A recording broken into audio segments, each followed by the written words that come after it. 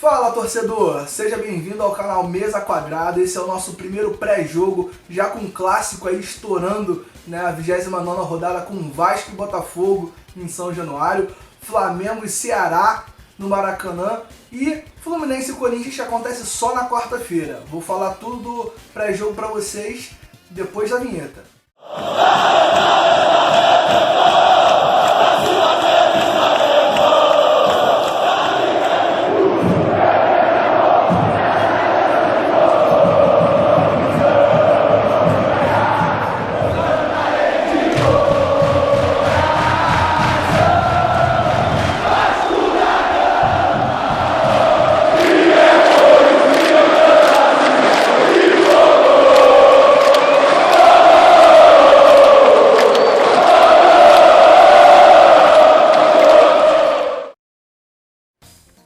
Vamos ter um clássico nessa rodada aí, o clássico dos desesperados. O Botafogo um pouquinho mais esperado que o Vasco, né? O jogo acontece domingo agora, em São Januário, às 8h30 da noite. É o Vasco que está um ponto à frente do Bahia, que é o primeiro time na zona de rebaixamento, apesar de ter um jogo a menos, né? Jogo contra o Palmeiras lá da primeira rodada do Campeonato Brasileiro, que ainda não aconteceu e deve até demorar para acontecer, já que o Palmeiras está indo longe aí na Copa do Brasil, na Libertadores, o que pode acabar adiando ainda mais esse jogo. O Vasco acredita, depois de um empate, apesar de ter sido um empate contra o Atlético Goianiense, acredita que o fator Luxemburgo pode estar trazendo para o time aquela motivação, né, aquele diferencial, já que as peças são praticamente as mesmas, apesar de ter várias alterações do time que o Sapinto escalava. O time e todo o elenco, e principalmente a torcida, estão vendo aí uma mudança de postura com a chegada do Luxemburgo, que pode trazer uma motivação, né, toda aquele diferencial para o time do Vasco. O time, a diretoria e a torcida acreditam que uma vitória contra o Botafogo, justamente por se tratar de um clássico, pode trazer essa motivação extra, né? Já que é o primeiro de 3 jogos que o Vasco vai ter contra adversários diretos na luta contra o rebaixamento, sendo esse primeiro em casa, assim como o segundo, que vai ser contra o Curitiba, e depois o Vasco vai até Bragança para poder enfrentar o Red Bull Bragantino. O treinador vai ter o desfalque do lateral direito Léo Matos, que tomou o 3º cartão amarelo e está suspenso para a partida. Não se sabe exatamente quem o Luxemburgo vai escalar na posição. É certo que o Pikachu vai fazer parte do time, é um jogador que tem prestígio com o treinador, só não sabemos se o Luxemburgo vai recuar um pouquinho o Pikachu e colocar de lateral de origem, né, que é a posição base dele, ou se ele vai continuar escalando o Pikachu de ponta direita e vai optar, provavelmente nesse caso, pelo jovem da base Caio Tenório, que fez alguns jogos aí, mas não vinha sendo tão utilizado pelo treinador Sapinto. E já pensando para o resto, né, do Campeonato Brasileiro, para as próximas partidas, para o tal campeonato de 12 pontos que o Luxemburgo falou, o Vasco vai ter o retorno do Benítez, né, um principal jogador do time ao lado do Cano. O presidente conseguiu prorrogar o empréstimo do Benítez por mais 6 meses e ele tem a grande chance de ser aquele diferencial, porque é notória a diferença do time do Vasco com e sem o Benítez, né?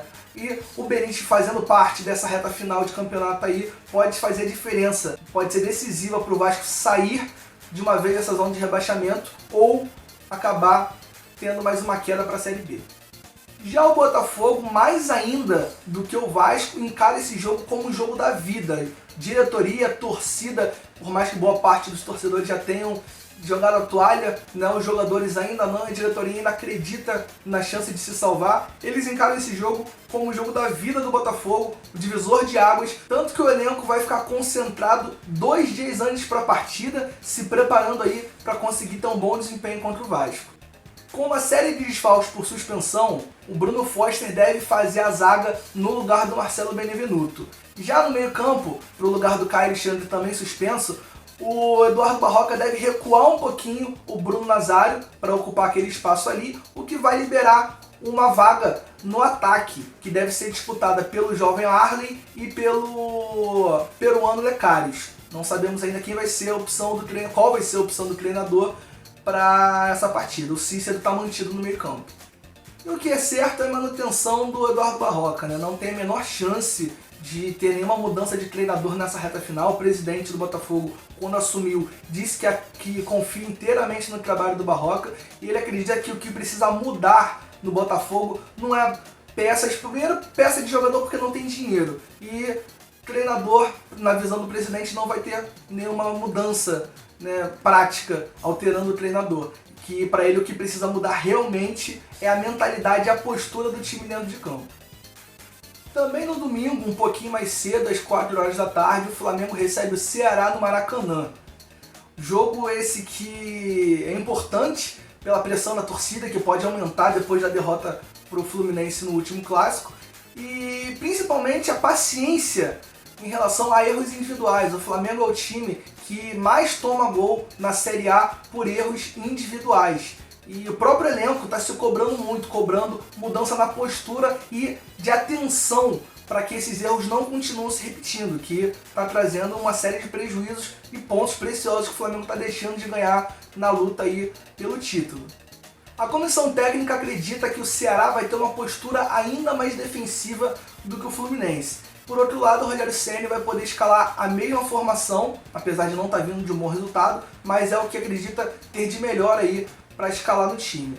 O Léo Pereira e o Tuller, apesar de já estarem treinando com bola, eles ainda aprimoram a parte física. Já o Vitinho, que estava suspenso, volta a ficar à disposição no banco.